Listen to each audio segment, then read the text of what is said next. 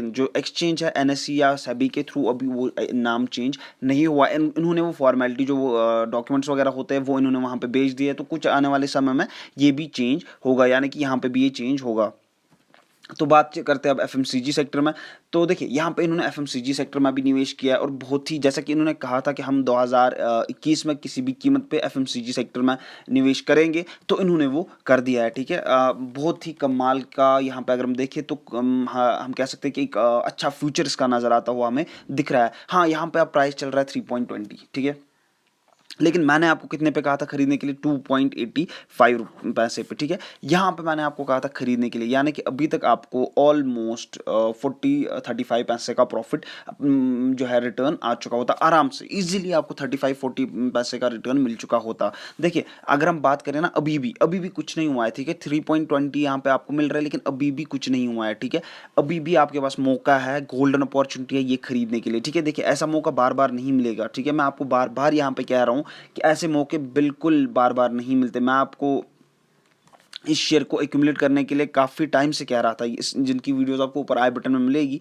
काफ़ी टाइम से। ठीक है, मैंने बहुत आपको समझाने की कोशिश की कि आप ये जो है एक्यूमुलेट करना स्टार्ट कीजिए। जब ये ₹2.5 पे था, 2.80 पे था, 2.75 पे था, मैंने आपको काफ़ी कोशिश की थी एक्यूमुलेट करने की। हाँ, मुझे मैसेज आ रहे थे कि हम एक्यूमुलेट कर रहे हैं, लेकिन जिन्होंने नहीं किया तब एक्यूमुलेट, तो मेरे हिसाब से उन्होंने अपना जो है 50-60 पैसा यहाँ पे खो दिया है। लेकिन कोई भी इशू नहीं है, अभी भी फ्रेश बाइंग यहाँ पे हो सकती है। ठीक है, फ्रेश बाइंग अभी भी यहाँ पे विदाउट एनी रिस्क, मैं कह रहा हूँ विदाउट एनी रिस्क यहाँ पे फ्रेश बाइंग हो सकती है। ठीक है, देखिए यहाँ पे बहुत ही तेजी के साथ डाइवर्सिफाई कर रहे हैं, जो विकास मल्टीकॉर्प लिमिटेड है या विकास लाइफ केयर लिमिटेड है, ये यहाँ पे बहुत ही तेजी के साथ हमें जो है डाइवर्सिफाई होते हुआ दिख रहा है। ठीक है, अभी भी ठीक है, अभी भी मैं यही कह रहा हूं कि अगर आप कुछ भी नहीं निवेश कर सकते तो कम से कम 100-200 रुपए निवेश कीजिए। ठीक है, हाँ, क्योंकि कुछ लोग यहाँ पे मुझे मैसेज कर रहे थे कि सर इसमें रिस्क भी बहुत है। हाँ देखिए, फॉर एग्जांपल पेनी स्टॉक आप कोई भी उठा के देखिए, उसमें रिस्क होता है। ठीक है, पेनी स्टॉक्स में रिस्क होता है। देखिए टाइटन जब 2 रुपए में था, अगर तब भी आप यही सोचते कि इसमें रिस्क है, इसमें रिस्क है,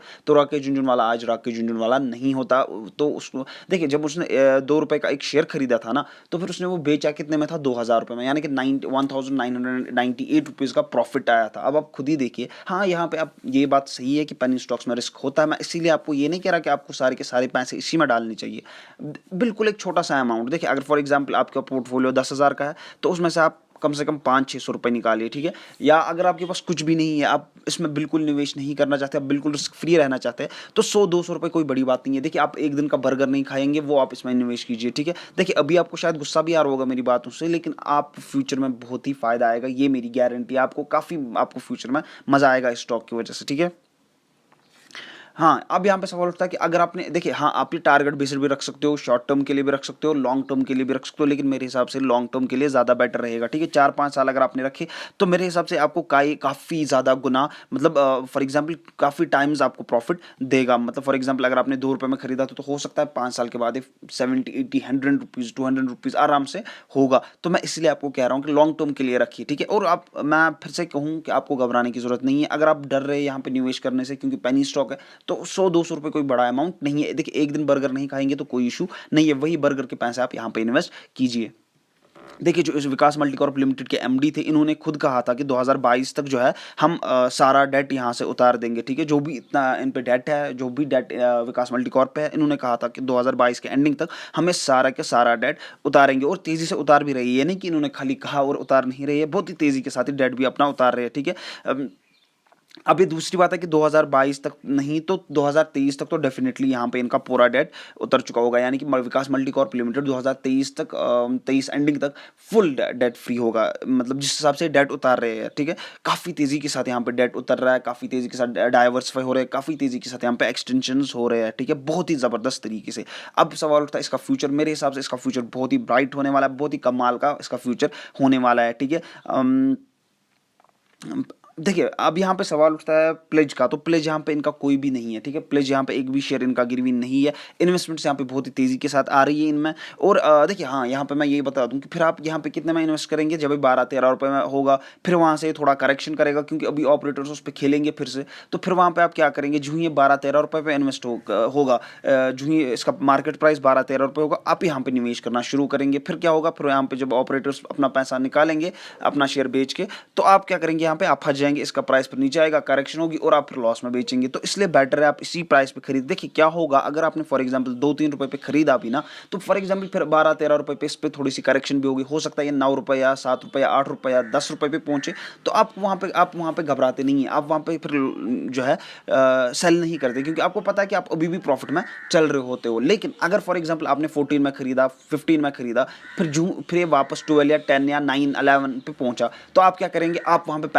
पैनिक सेलिंग करेंगे, आप वहाँ पे डर जाएंगे कि कहीं और लॉस ना हो जाए, अब मुझे पहले ही 4-5 रुपए का लॉस हो चुका है, कहीं और लॉस ना हो जाए, आप वहाँ पे बेचेंगे। जब इन केस अगर आपके पास प्रॉफिट है, फॉर एग्जांपल आपको पता है कि मैंने ये 3 रुपए में खरीदा, अब ये 15 रुपए में, ठीक है, 15 रुपए से 9 रुपए में पहुंचा, आपको पता है कि 6 रुपए का लॉस है, लेकिन वहां से आपको पता है कि मेरे पास अभी भी काफी ज्यादा प्रॉफिट चल रहा है, तो आप वहां पे पैनिक नहीं करते, तो वहां पे आप इजी रहते हैं। इसीलिए मैं कह रहा हूं आप यहाँ पे निवेश कीजिए, कम से कम 100-200 रुपए, कोई बड़ा अमाउंट नहीं है, ठीक है।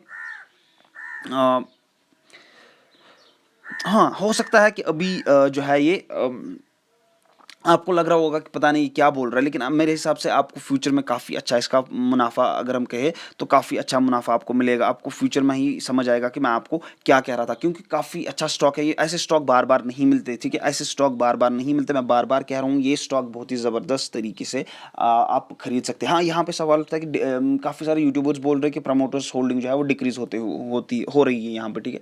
देखिए ये कॉमन सेंस है। आप देखिए, आप यूट्यूबर्स की बात ना मानिए, आप मेहरबानी करके खुद थोड़ा सा रिसर्च भी कीजिए। आप मुझे खुद ही कहिए, जब इनको वहाँ से डेट भी उतारना है, यहाँ से बहुत ही तेज़ी के साथ एक्सटेंशंस भी कर रहे हैं, तो ये पैसे कहाँ से लाएंगे, ठीक है। देखिए ये क्या कर रहे हैं, ये अपना जो होल्डिंग है वो डिक्रीज करके डेट उतार रहे हैं, ठीक है। जो अपनी होल्डिंग थी ना पहले इनकी, ये वो डिक्रीज कर रहे हैं ताकि वहाँ से पैसे आ जाए, तो ये जो वो पैसे है उससे अपना डेट उतार रहे हैं। तो अब सवाल उठता है, तो डेट तो ये जो प्रमोटर्स होल्डिंग है वो तो कम होगी। अब जो एक्सटेंशन आ रहे हैं, एक्सटेंशन में जो वो होल्डिंग डिक्रीज कर रहे हैं उसमें से वो थोड़ा अमाउंट एक्सटेंशन पे भी लगा रहे हैं, और जो इन्वेस्टमेंट्स आ रही है वो भी एक्सटेंशन पे लगा रही है। कुल मिला के ये जो डिक्रीज कर रही है अभी शेयर होल्डिंग, ये इसलिए कर रहे हैं क्योंकि इन पर डेट काफ़ी ज़्यादा था, तो ये अभी वही डेट उतार रही है, ठीक है। बहुत ही तेज़ी के साथ यहाँ पर डेट अपना उतार रही है। ये नहीं कि मतलब इनका कोई शेयर गिरवी है, एक भी शेयर इनका गिरवी नहीं है। मैं बार बार ये कह रहा हूँ, इनका एक भी शेयर गिरवी नहीं है।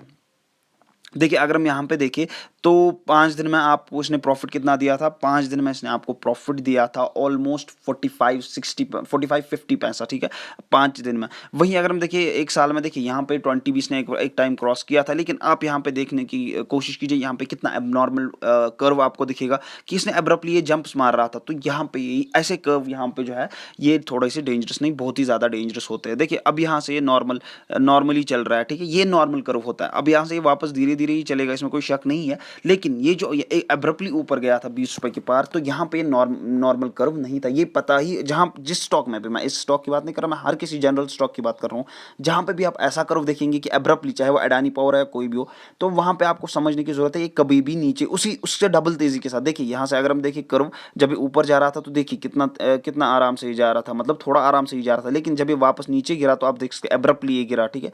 तो ये ऐसे स्टॉक्स के लिए ऐसा ही होता है, ये जिस तेजी के साथ ऊपर जाते हैं फिर एकदम के साथ उससे दुगनी तेजी के साथ ये वापस नीचे आते हैं। तो इसीलिए इसमें निवेश करने से पहले जो मैं कह रहा हूँ, जब ऐसे स्टॉक भागे तो उसमें निवेश नहीं करना चाहिए तब, क्योंकि वो पता ही होता है कि ये काफ़ी तेज़ी के साथ वापस नीचे भागेगा।